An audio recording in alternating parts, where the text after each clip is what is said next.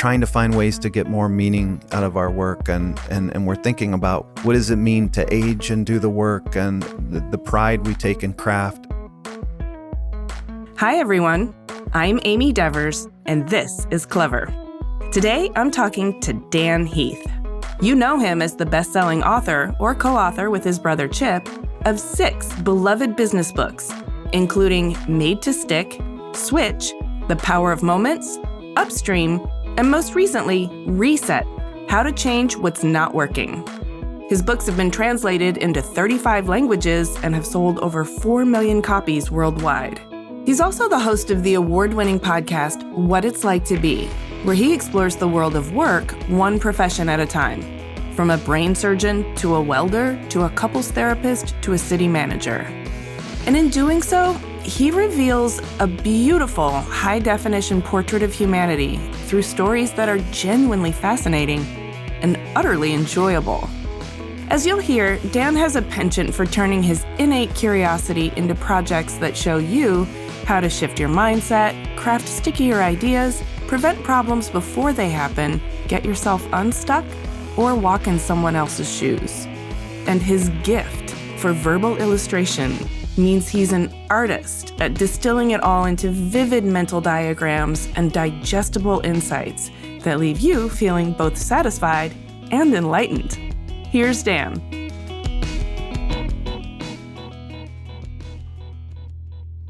My name is Dan Heath. I live in Durham, North Carolina.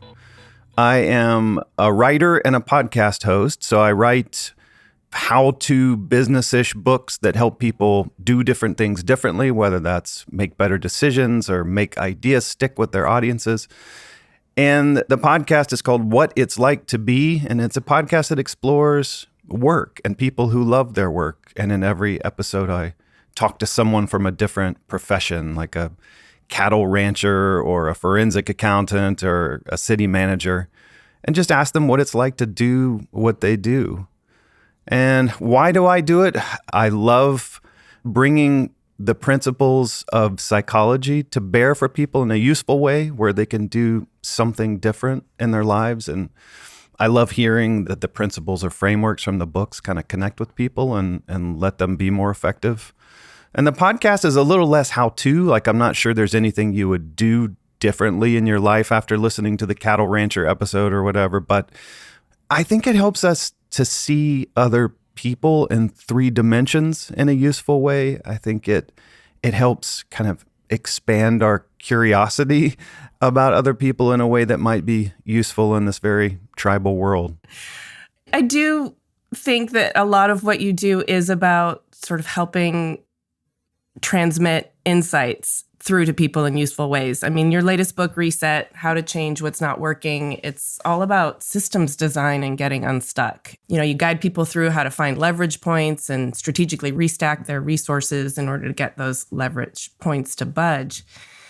I have to say, you are speaking my love language when it comes to systems design. Hey, good.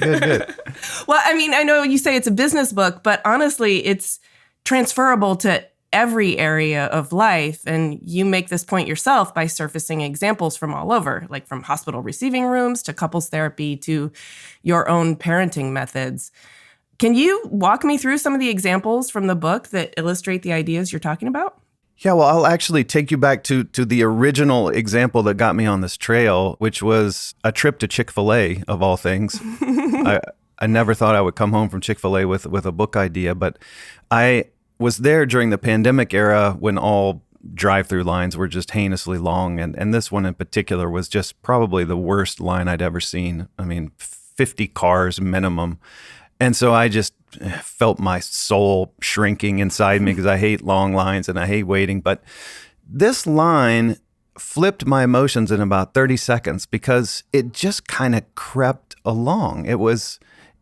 Like I rarely had to tap the brakes in this line, and I got so interested in what they were doing that made this line so different from the other drive-through lines that we've all encountered.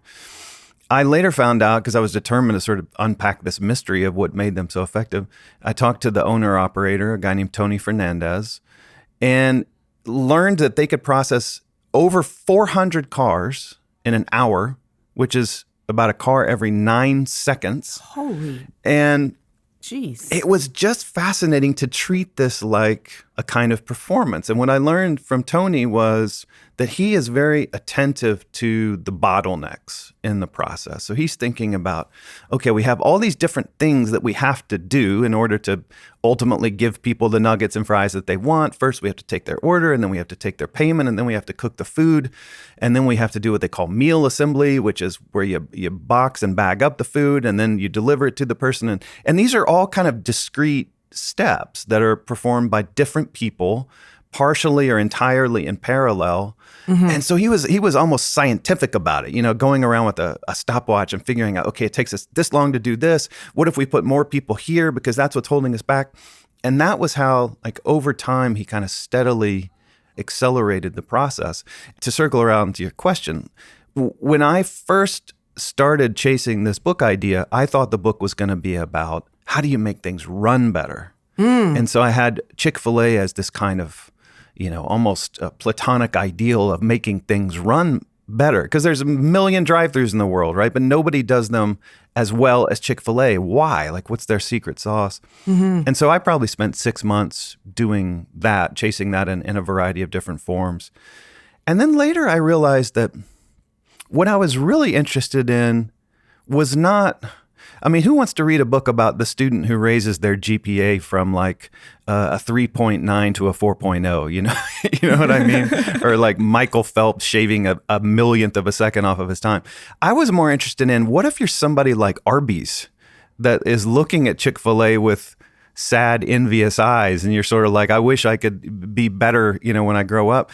And that feeling in a variety of forms in organizations, in our lives, in our relationships. Like, how do you get unstuck and vault forward? And when I got to that point, that's when the topic really opened up for me, and I got super excited. Well, so it's the unsticking yourself part it's really interesting, because one of the topics you bring up in the book is the importance of progress. All humans really value the idea of progress. And when you thwart that progress, or somehow you're prevented from making meaningful progress, it really impacts your quality of experience. And so this concept of getting unstuck is universal, but the practical ways that you present doing it, it's just so beautiful to me, because it's so well illustrated verbally. I listened to the audiobook. It's so well illustrated verbally that I can almost see the parts moving. Oh, thanks. Yeah. And I can also see how this concept of finding the leverage points means you kind of have to get outside of yourself and outside of how you're seeing things, because you're so acclimated to the way things are done. And so a lot of the opportunities you present for doing that are ways for anyone to kind of get a perspective shift. Like, I had a revelatory experience when you brought up the miracle question. Like, that is so cool. Beautiful. Can you tell us about some of these ways that you look for leverage points, and maybe even dive into the miracle question to explain to our listeners? Yeah, totally. Let me do just one bit of housekeeping first. So this idea of leverage points is like an absolute foundational point to the book. So you're going to hear us use this phrase a million times. And what I'm getting at is, anytime we're trying to change something in our work or in our lives, there's going to be 100 different variables. It's going to seem really complex. At any given moment in time, like, we can't change everything.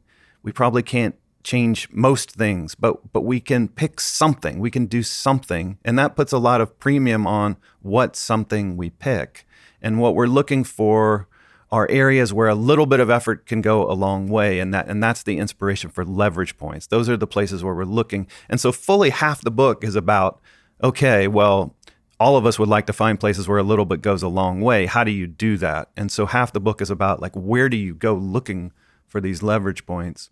And one kind of sub-theme of finding leverage points is about this miracle question, which is a term that comes from solutions-focused therapy, a branch of therapy that's obsessed with how to do more of what's working. So the question goes like this. Imagine you come into therapy, and maybe it's couples therapy. Your marriage is struggling, And the therapist poses the following question. Okay, you both go to sleep tonight. And as you're sleeping, a miracle happens. And the problem that you've come to therapy to address is resolved during the night because of the miracle. Now, the second you open your eyes and you wake up, you have no idea the miracle has happened. What are the first things that you observe that start to clue you in that it's happened? And so you might say, well, my wife made coffee and poured a cup for me, and we had a second to chat. And maybe that's unusual because you've been avoiding each other in the morning. Or the wife says, well, my husband would smile at me when I came through the door after work, and he'd ask me how my day went. And what's so beautiful to me about this question is, again, back to the idea of change is hard. And you think about all the variables and all the dissatisfactions and all the drama that has gone into the life of a couple that would be coming to therapy. Like, it's really hard to see your way forward in that. It's like being in a sandstorm or something. Mm-hmm. And then the miracle question is forcing you to articulate these little visible behavioral things, like making a pot of coffee or smiling when someone comes through the door. And all of a sudden, you kind of realize, like, hey, what if we just did those things and sort of acted our way into the miracle? Like, I can make a pot of coffee. I can smile when my spouse comes through the door. And so those kind of early small things can become your leverage points for moving forward. Well, what's so revelatory about that too is it understands the daunting level of how you're looking at the problem, but it invites you to reverse engineer it from these tiny actions that you're already familiar with because they're probably part of your history. And so it becomes much more achievable in your own mind to just take that first step. It also breaks down the problem from this giant boulder to, smaller pebbles that need to be moved. That's it. And I think one thing that I hope is kind of inspiring or motivating about the book is just the notion that for things to improve, you don't have to fix everything. Like one of the other themes in finding leverage points that's related to this miracle question is the idea of finding bright spots in your life or in your work, which is nothing more profound than paying careful attention to what's already working, even if it's in limited circumstances. So I use this all the time, just as a personal testimonial. Practically everything that I do now in my craft as a writer is a result of bright spots analysis. So years ago, I struggled terribly with procrastination. People that are procrastinators know exactly what I'm talking about. People that aren't will never understand it. But, for writers, it's kind of a career hazard. And so rather than go through this constant, exhausting emotional cycle of, you procrastinate around and then you feel guilty about it and then you feel ashamed. And then you wake up the next day and you're worried it's going to happen and it does. And I started thinking about, okay, when are the times when I'm not procrastinating? That's the bright spots in this terminology. And what distinguishes them, right? It's not enough to identify them. You've got to do the reverse engineering part and say, okay, well, what are the conditions that seem to predispose me to succeed? And for me, probably different for different people, but for me, it was starting early in the morning. I've got to deactivate all devices, right? Turn the phone off or keep it at home. This was in an era when I actually took the wireless card out of my laptop so that I was physically incapable of getting on the internet. And I would get up, I would go to a coffee shop. I wouldn't have any calls, any meetings. I just have, 4 hours of unbroken time, uninterrupted. And in those conditions, I had a pretty good hit rate. Not perfect, but pretty good. And so, once you have kind of solved the mystery, that opens the door for you to do more of that.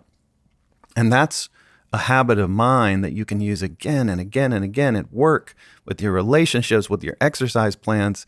Anytime we're tempted to kind of sag our shoulders and be depressed about something that's not happening, flip it around and say, okay, even given that it's not going like we want, when is it working and what can we learn from those successes? That is also, I think, a really powerful mindset shift. When you feel stuck, you tend to zero in on the roadblocks or on the problem, and that itself can be demoralizing, just spending your mind there all day.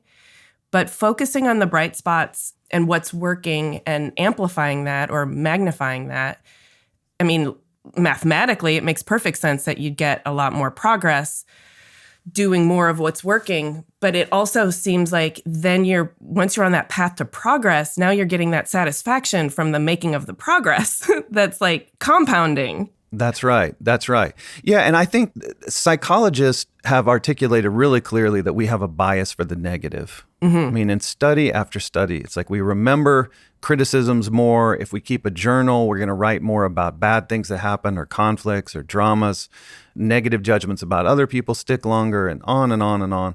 And so that manifests as a kind of obsession with problems. So if you're given a mixed set of data as a manager, as a leader, maybe it's employee engagement scores. And so, like all data of that kind, it's going to be a mixed story. There are probably a lot of employees that are pretty engaged and some employees that are super engaged and some other employees who are quite disengaged. And so naturally, your radar goes immediately to the problem, the disengaged employees, and you start trying to understand, okay, well, what's going on and what's missing and how can we keep them here? We don't want them to leave.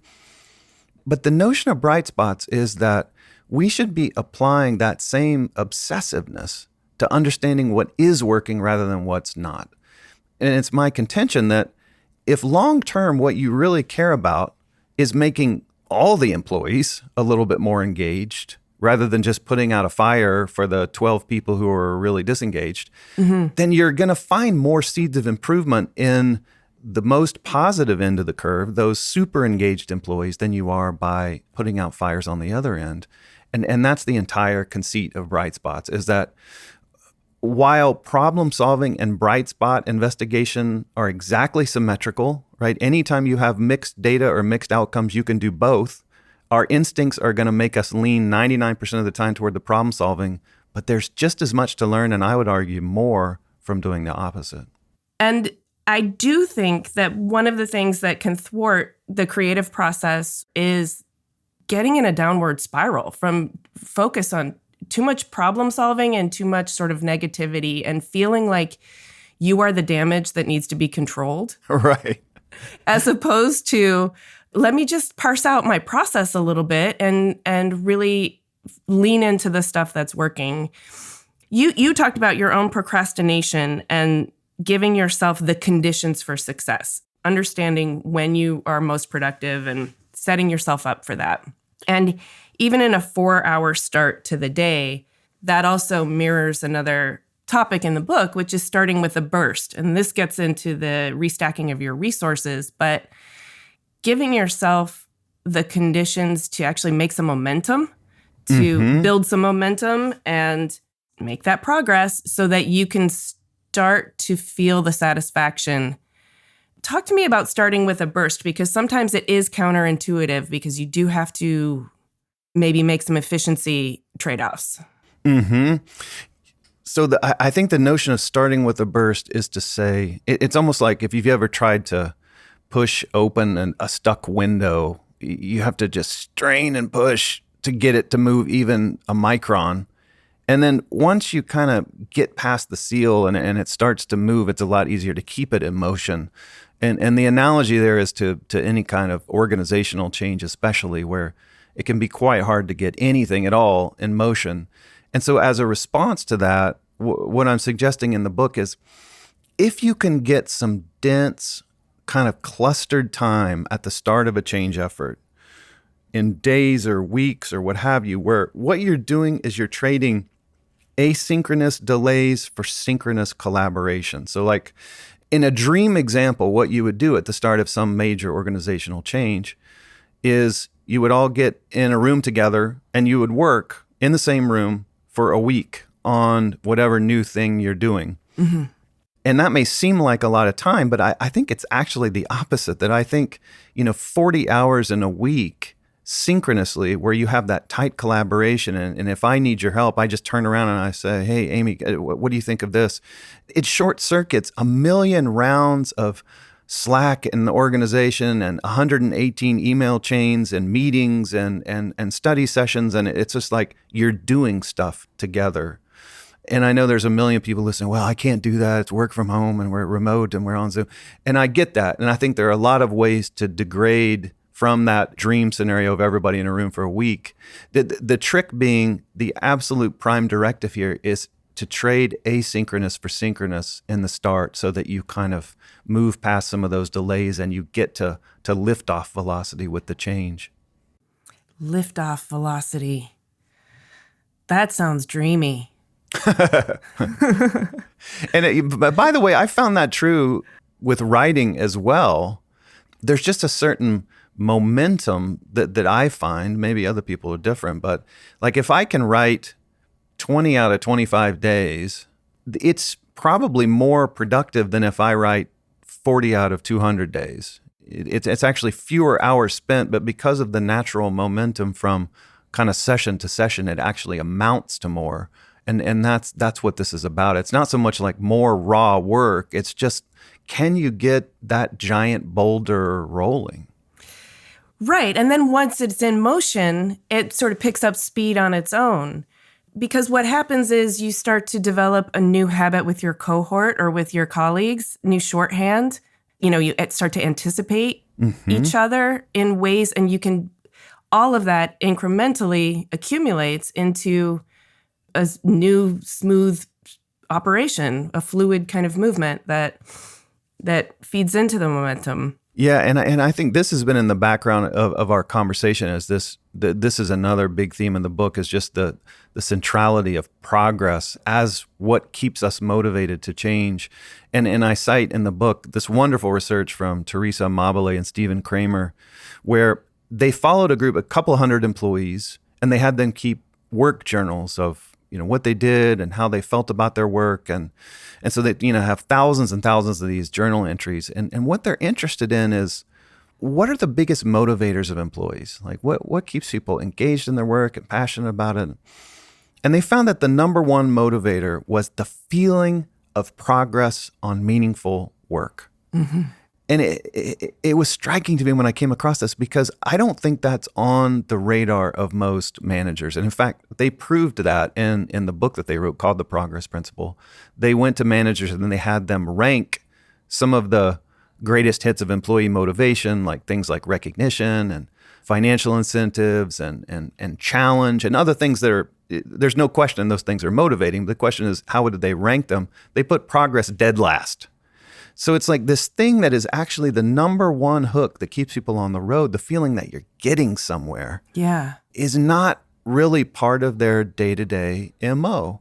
And again, I think we can kind of see this same phenomenon in our personal lives. Like anybody who's ever been on a diet, like seeing the number go down on the scale is what keeps you motivated, right? Yes. I mean, that is the hook. And as long as you see ounces being shed off, like it feels pretty good to be on the diet. It's just when the numbers start to plateau that your will is really tested. Why do you think there's that disconnect? I mean, all the managers in the world were workers at some point. When did they lose sight of that? My brother did some research years ago. My brother, Chip, who I wrote 4 books with and was a professor at Stanford Business School, he wrote loosely on the topic of Maslow's hierarchy. He would ask people questions like, okay, for you personally, would you rather take a new job because it's really challenging work and people think you'll be great at it? Or would you rather take the new job because it offers a financial incentive or because it offers you more job security? And most people are like, I'm going to do it because it's a challenge and people think I'm going to be great at it. And I think it's going to be a really good opportunity for me. And then he sort of turned it around and said, okay, what do you think would be most motivating for other people? Would it be the sense of challenge and opportunity, or would it be the financial incentives or the job security? And people put like the challenge opportunity thing last. So it was like, for ourselves, we're like peaking out on Maslow's hierarchy, and other people are more motivated by money and security. And I think that there's some of that at stake that maybe implicitly, subconsciously, some managers are thinking, people are motivated by raises and, plaques and rewards. when they themselves probably would recognize more of the progress principle. That's really interesting. I think that's actually a really nice segue into your podcast, What It's Like to Be. Because, well, I'll get into why I say because, but first, in a few words, how would you describe it to someone you just met, like on an airplane or at a rodeo or in a hot air balloon? I would say in every episode of the show, I interview somebody from a different profession. And a couple of the recent ones have been a homicide detective, a barman, a brain surgeon. One's coming out soon, a veterinarian. And we just ask them a bunch of nosy questions about what it's like to walk in their shoes. Like what are the highs of the work and what are the stresses and how has it changed their life? And for me, it's just kind of a beautiful excuse to be curious about what other people do. Well, I love it. It's my favorite kind of show because it humanizes the systems of the world, and it offers this really vivid window into the mechanics, the perils, and the motivations behind some of the aspects of daily life that otherwise we might not look too deeply into. Mm-hmm. You know, one story at a time, it's like an animated, fascinating, exploded view of all the people who are keeping the modern world humming day in and day out. And I said this was a segue because as you're talking about all of these different professions, there's some clear through lines through all of them, which is that, like, this is their contribution to the world. This is how they spend their days. This is what they have to offer humanity. And so they put a lot of care and heart and creativity and agency into what they're doing. And in that way, it's so clear to me that like the barman's not motivated by like a raise. He's Right. Yeah, you're not in that profession for the money. Yeah. I mean, I think that's very well said. I think especially in, you know, the top 10% world and the kind of people that have been to college and graduate school, like we have this very entrenched, clear kind of status hierarchy of jobs. And I think all you have to do is listen to 5 or 10 people that are kind of outside that hierarchy to realize it ain't that simple. You know, it's not all about the kind of intellectual status or the money. Or most people really like their jobs. Like there's a huge survey that found the majority of people, I mean, over 50% rate themselves extremely satisfied with their job. wow. Or very satisfied, I should say, extremely or very. Yeah. Only 12% of people said they're not too satisfied or not at all satisfied.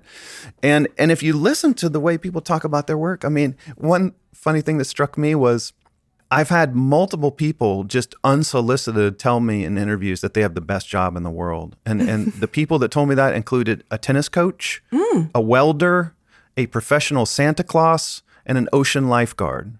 Right? None of those being like high dollar, high status positions, right? But they found meaning and purpose in the work.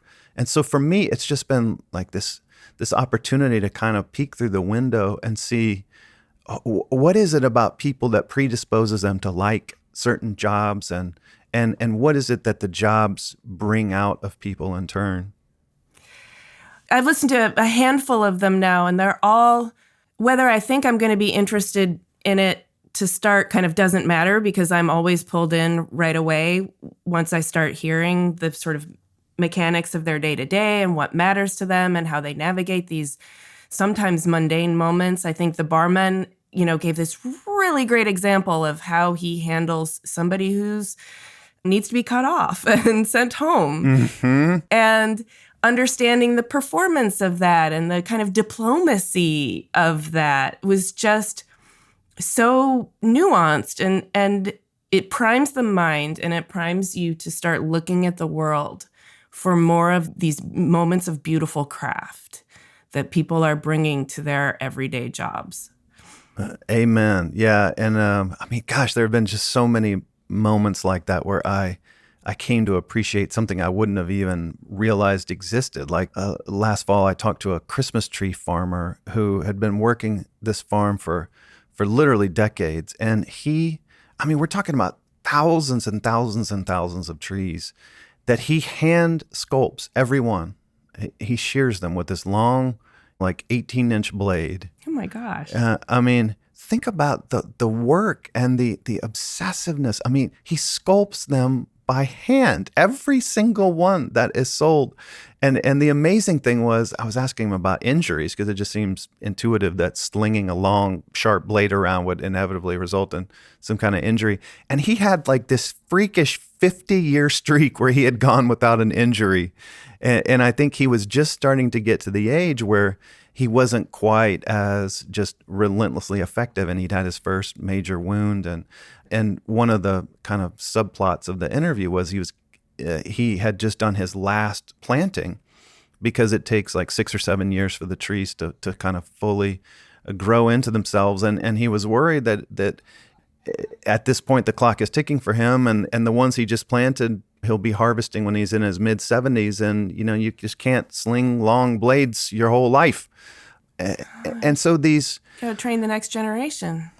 Exactly. And so that's what I love about doing this is, I think I have an kind of unnatural curiosity in the mechanics of what people do. I'm interested in the shearing knife, and I talked to a hairstylist about their fancy Japanese scissors, and I want to know like how the meteorologist gets ready for her spot on TV. And so like the details matter, I think, disproportionately to me because of whatever weird quirks I have.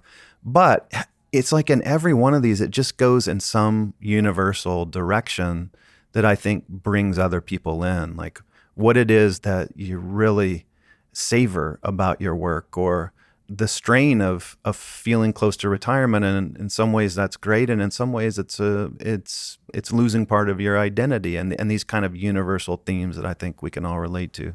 Absolutely. And I, for one, totally appreciate your obsession with the tools and the mechanics, because that hooks me in too. I mean, hearing the brain surgeon talk about the microscope that he operates with his mouth.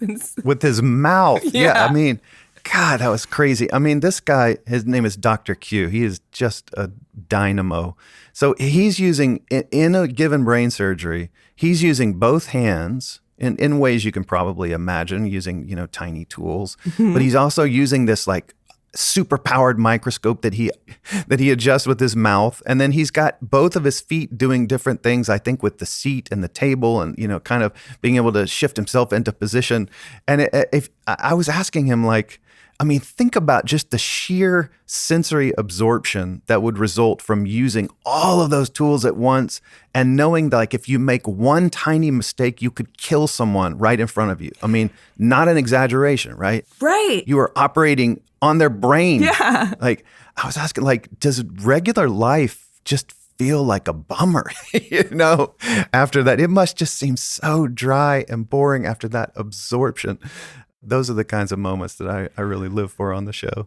I appreciate it too, because it makes it so tangible. But also, I just had a colleague who had a brain tumor removed. So hearing that story gave me all the colorful detail of what she's been through, and how that brain surgeon needed to carefully separate the tumor from her actual brain tissue that's helping her speak and function as a human. This was the craziest thing to me. I have to share this real quick. It's just, so, the brain surgeon's presenting challenges. You want to cut out the tumor, but the tumor is not like bright orange or something. Like, the tumor looks like brain. And so how do you figure out what to cut and what not to cut, given that the stakes are very, very high if you cut the wrong part?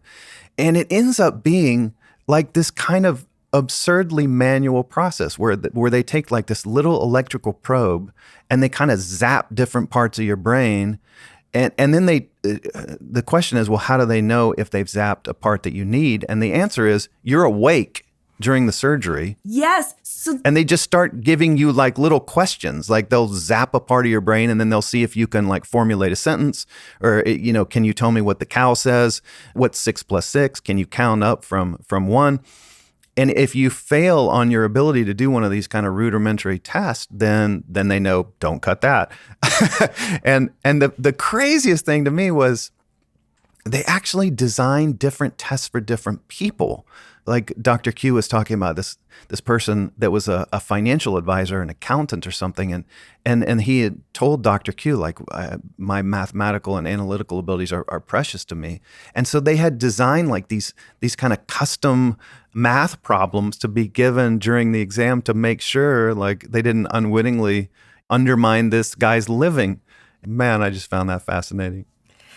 It's so fascinating. And it also, well, first of all, Dr. Q's got both feet, both hands, his mouth, and he's talking to the patient the whole time. So, like, that's all the faculties. But in addition, it speaks to just the level of customization and bespoke care that needs to go into, and that relationship. And you could hear how important his work is to him, which also, as a listener, serves to reaffirm your faith in humanity, serves to reaffirm your faith in even the medical community a bit. His particular backstory serves to reaffirm your faith in the American dream and the pathways that are possible. And I agree, there's so many universal, heartening themes that come up. And your curiosity and fascination and appreciation for these people is palpable, which is also gives the show its kind of gravitas, but also some levity, and it's a easy and fun listen, even when we're talking about hard subjects. But I'm wondering, underneath it all, like, this sounds kind of like a dream job to me. Why are you so compelled to have these conversations, and what is your ultimate goal with putting this show out into the world? I think it started in a very simple and kind of unprofound place, which was I just felt like I kept having these moments where I was unnaturally curious about what other people do. You keep saying unnaturally, but is it really unnatural? Maybe not. I hope not. I hope there's a lot of other people like me. I hope they'll listen to the show. But Okay. I just felt a little weird. Like, I'd have a plumber come over to deal with some problem, and then I would just find myself wondering, like, what is the grossest thing they've ever had to deal with? Or I am so ignorant of these issues. Like, I don't even understand how a toilet works. And does that offend them? Or am I like a dream customer because that's, like they need dummies like me to make a living? And I'm just kind of too chicken in the normal world to ask all these questions. But I thought, man, wouldn't it be great if I had a forum where I had an excuse to just go crazy?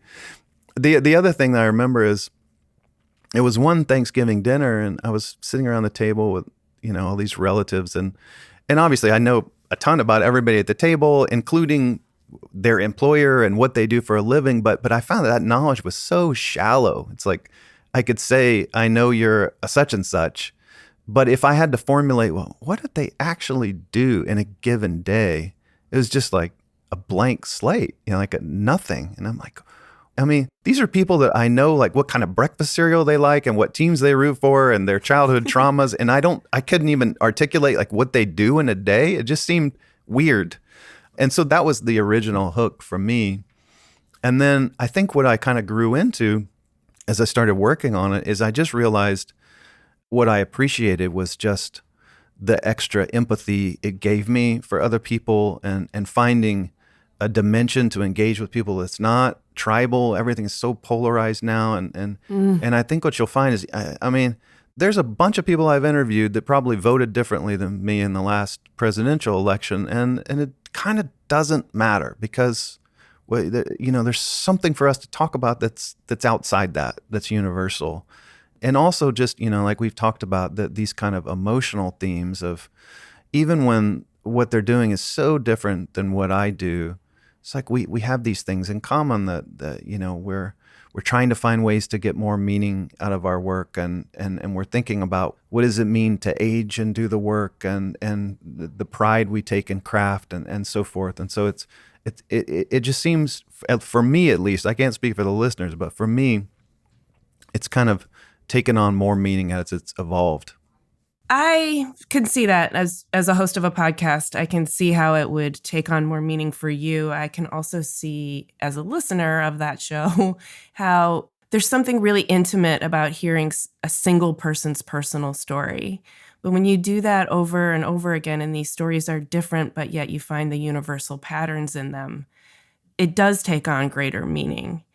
And one of the things that stuck out to me, I went back and listened to I think it was the first episode with the stadium beer vendor, that particular job, the satisfaction was all, I mean, a little bit in the mechanics of it, but all in the relationships. And those relationships were 30 years sometimes with the same customers. And that particular vendor really valued his life and his job and his work because of those relationships. And yet we mostly don't think of relationship capital as part of like the perks of a job. That interview in particular was, I think, what changed my mental model of what this show could be. Because I have to admit, my producer found this gentleman, Howard Hart, who'd been a lifetime stadium beer vendor, primarily in the Baltimore baseball stadium. If memory serves, he was there for the entirety of Cal Ripken's famous streak. And so I thought, oh, this is going to be kind of quirky and fun, and I'll get to learn what are the microeconomics of beer sales and, schlepping the giant tub around the stadium and dealing with drunks. And instead, it was just like this kind of beautiful reflection on meaning and purpose and work. And like you said, one thing that I had no idea would come up is he worked the same stands for all those years. And so, at one point I asked him, how many people do you think, if you saw them on the street, like you would recognize and know their names? And he said, easily over 100. Over 100 people. I mean, he was on Christmas card lists with some of these people. Some of them, he saw their kids grow up. Some of them, he may have made them mad because he cut them off because he didn't like to serve people that were intoxicated. And then, they would go into AA and come back and thank him later. And it was just like, it just blows your mind. Like, this is so much deeper and richer than I originally gave it credit for. And he had this beautiful moment where he talked about, in his family, they would sometimes give him grief, like, Howard, you wasted your life and you did this thing and you could have been, something better or fancier. And he said, no, I did not waste my life. I did something that had meaning for the people I served, and I brought something good to the stadium. And yeah, I couldn't take fancy European vacations or have, a brand new car, but I did something that mattered. And I find myself like literally shedding tears as I'm talking to this guy. And I'm like, I am bawling right now as I talk to a stadium beer vendor. And that was when I knew, like, I'm hooked. I have to keep doing this. Yeah. Yes. Well, good for you. And I'm thinking like back on my life, and I studied furniture design, and I'm a designer by trade, but I spent like 15 to 20 years hosting television shows. Oh, wow. Really? Cool. Yeah. What kind of shows? Like mostly low budget cable TV, a lot in the home improvement design makeover space, but also some international high design and architecture. Oh, wow. Some lifestyle stuff and food and culture. And the TV industry is its own weird-ass parallel reality that is bizarre in so many ways, but it's also punctuated by many intense but very short-term relationships. And you don't get to choose who you work with a lot of times. Like, you're cast in a show, and then, you're put with a crew, and whoever's your co-host is somebody that's been chosen by somebody else. Oh, really? Yeah. Oh, wow. So you're this motley crew of people, frequently away from home, traveling, staying in hotels, working your ass off on these crazy deadlines. For me, it was very physical because I'm usually building something, doing construction or renovation. And then you work hard, play hard. You sort of have your only downtime with these other displaced individuals who are in this remote town living in a hotel. Right. And then it all evaporates. Either the show doesn't get renewed, or it goes on hiatus and then it comes back for a new season with all new people. And it took me a lot of years to look back on that and feel the deficit of no real long-term relationships in my professional world. And did you change what you were doing because of that insight? I changed what I was doing for a number of reasons, but I can tell you that, hosting this podcast is very much a product of really wanting to connect more deeply with people and wanting to have conversations that demonstrated a kind of food for the connective tissue between the disparate creative areas, so to sort of foster social connection. Mm-hmm. I feel like our podcasts are pretty similar. It's just like what's in the spotlight of our obsessive curiosity is slightly different, Yeah, no, but lots of overlap. I was totally feeling kindred as always listening to your show. I agree with you. And I think one of the things that I really appreciated about your show too is I can see how people are deploying their creative agency in all of these different industries or trades that we wouldn't necessarily consider creative. Like the barman, for instance, he's got a level of performance and crack, as he calls it, but there's like a real showmanship to that. On that front, you should hear the welder talk. I mean, he is, some of the people I talk to, I might as well just turn the recording on and just sit and listen because they have so much charisma. I just let them go. Wow. And he is like the best salesperson for welding you'll ever hear. But he talks about just what it feels like to just nail the perfect weld, which is no trivial feat. There's just a million variables, and it's very physical, and of course there's blazing heat involved. But he says like he said he used the phrase "rocking the cup," and I don't even know what that means, but I just loved it. It was just so evocative when you're rocking the cup, and it's like, man, I did that. It's so good. So what are some of the professions or occupations you hope to interview in the future? Oh, there's a million of them. Yeah, if you're listening right now, let me just reel off some of them. We've been trying to get an air traffic controller since the very beginning. Turns out it's hard to find the right person there.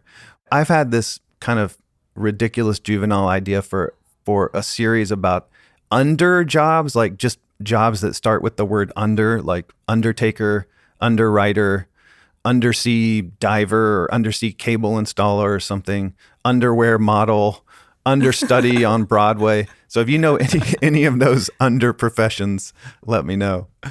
Oh my God. Now I'm okay. I will. I'll hook you up. I would love for you to talk to a nose. Say what? A nose, like a perfumer. Is that what they're called? Yeah. Oh man, I would love to have an episode called A Nose.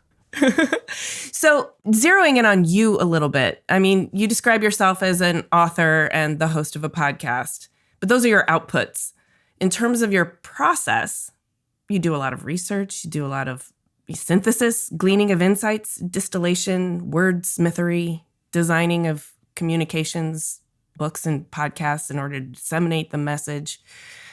If you had to characterize the work that you do, not the output, but the process, you seem a little bit more like an ethnographer, or how would you describe it? I think it's less sexy than that. I think it's just a lot of reading, a lot of research, a lot of reporting, and then a lot of thinking. So it's very solitary, although I've figured out ways over time of making it more social in a productive way. Ooh, tell me about that.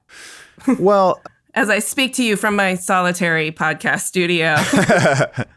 So for the last 2 book projects I've worked on, A Reset, which we talked about, and the one before that, which is called Upstream, How to Solve Problems Before They Happen, I played around with this format where I'll hire like 2 or 3 or 4 part-time researchers. So they may only be spending 10 hours a week, and most of them have other things that they're doing, and this is kind of moonlighting for them. And we'll just get into this rhythm, and I've come to really respect this rhythm. I kind of stumbled and experimented into it, but it really seems to work, where every week we'll talk one-on-one, the researchers and I, for maybe an hour, and then we have a team call every Friday to just make sure everybody still sees the whole, because it's easy to get lost like in whatever wormhole you're chasing individually. And so we talked about the power of progress earlier.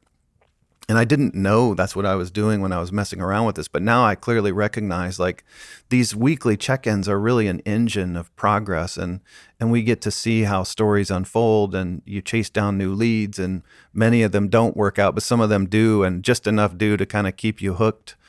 And for me personally, it just makes it more fun, because I've got some smart people to bounce ideas off, and I'm getting their perspectives. And like with this, with Reset, not by design, but just by coincidence, we had somebody who was like 26 years old, and somebody who was 36, and somebody who was 50, and somebody who was 62, and so we had this awesome kind of cross-generational team, and so yeah. So anyway, it just that's the rhythm that helps kind of bring alive some of this solitary work. It sounds like it also kind of helps you to keep recalibrating or... No, that's actually a really good word for what it does. And even beyond that, so Reset was my 6th book, and I tried something totally different in terms of process, which is I was inspired by Agile, which is, best known in the software world. But basically, it's just the idea of doing something iteratively. So don't sit in your attic and write a book for 3 years and then unveil it. Just spend 5 months and get a short draft and get some feedback, and then do another draft and get some more feedback and do another draft. And that's what I did. I had literally 5 full rounds of feedback, which was just in past books, I had 1 round of feedback and at the most 2. This time I had 5 full rounds. The version I turned into my publisher was version 6. And it kind of just changed everything in terms of the way I worked. Like, it made me less precious about, trying to get the perfect idea or a thought on the page. And instead it was just like, let me get enough on paper that people can kind of recognize what I'm going for and telling me whether it works for them or not. Because, I'm not writing literature, right? I mean, my books are supposed to help people with something, and people will tell you if you're being helpful or not. Just ask them. And so there's no incentive for me to just go off into the wilderness and come back with the perfect thing. I just need to check in. And so it made me feel like sort of a dummy for not doing this before. Well, I mean, don't judge your former self. Like, look at the bright spot with your Hey, I like self. what you did there. You boomerang that right back to me. That's exactly it. I have a bright spot now. Yeah, and you did your own little reset there. But you also, in terms of building this team and this rhythm, you now have camaraderie. And also in iterating 5 times in this book, you never really had a middle. You had all these bursts of progress. Mm-hmm. I hadn't thought about the burst aspect, but you're totally right that I think what deadlines always do is kind of compel a burst toward the end. And so like multiplying those intermediate finish lines probably like harnessed a whole different level of energy than is there. I mean, it's the same thing with software, right? It used to be that you spent 4 years creating the new operating system, and then you launch it, and then you start another 4-year project. And these days, it's all like super, super duper iterative, or in some cases, every day they're doing new releases of apps and so forth. So it wasn't 100% positive, but it was enough positive that I think I would want to keep it going forward. I'm putting their books together with, which does sound kind of solitary. Podcasting is maybe, I don't know, a small team, but nice conversations. I guess what I'm getting at is the relationships that made the beer vendors so satisfied. Where do those come from in your work? Oh, that's a good question.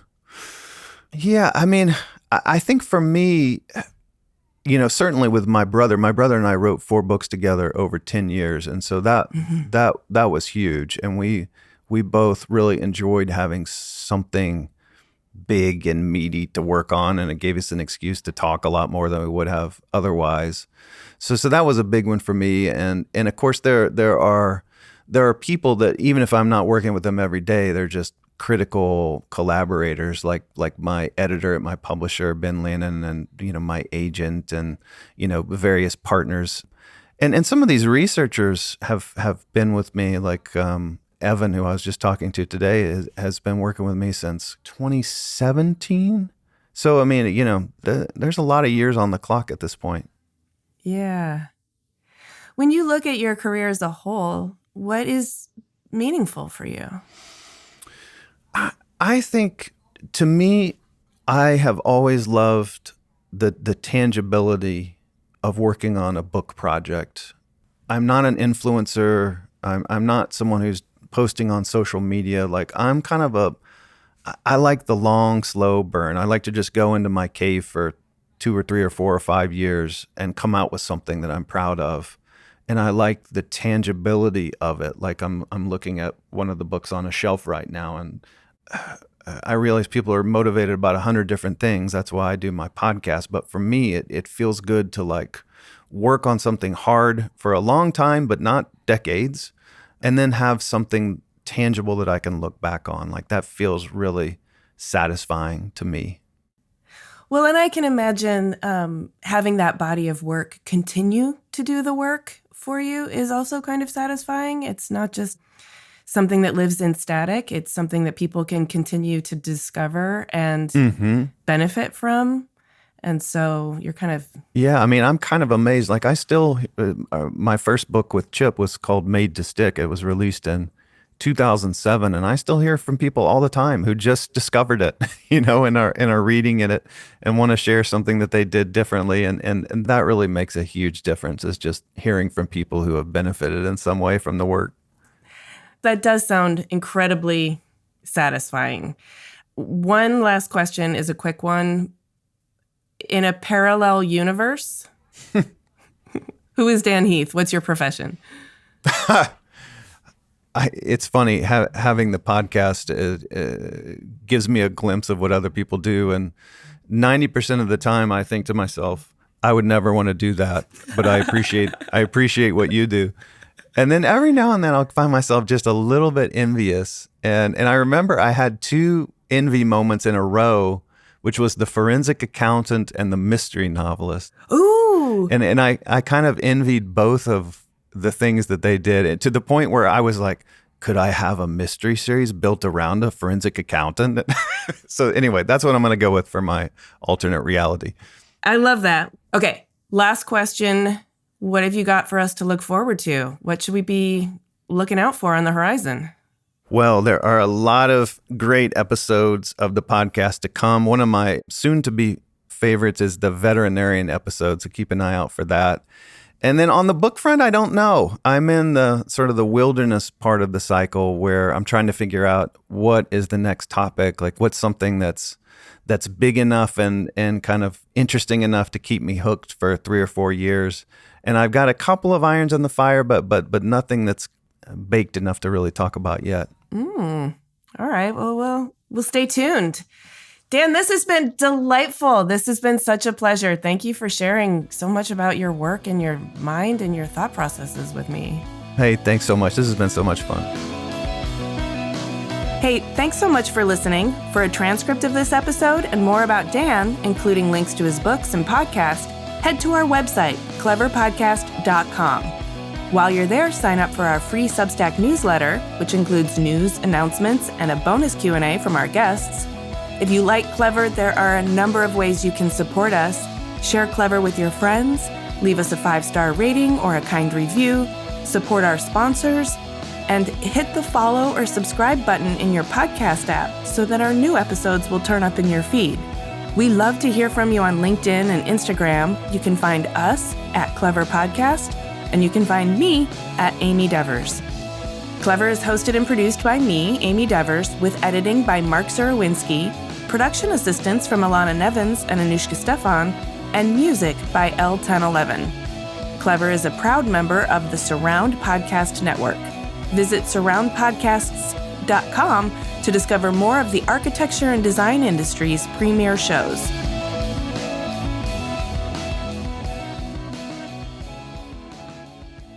I never thought I would come home from Chick-fil-A with a book idea.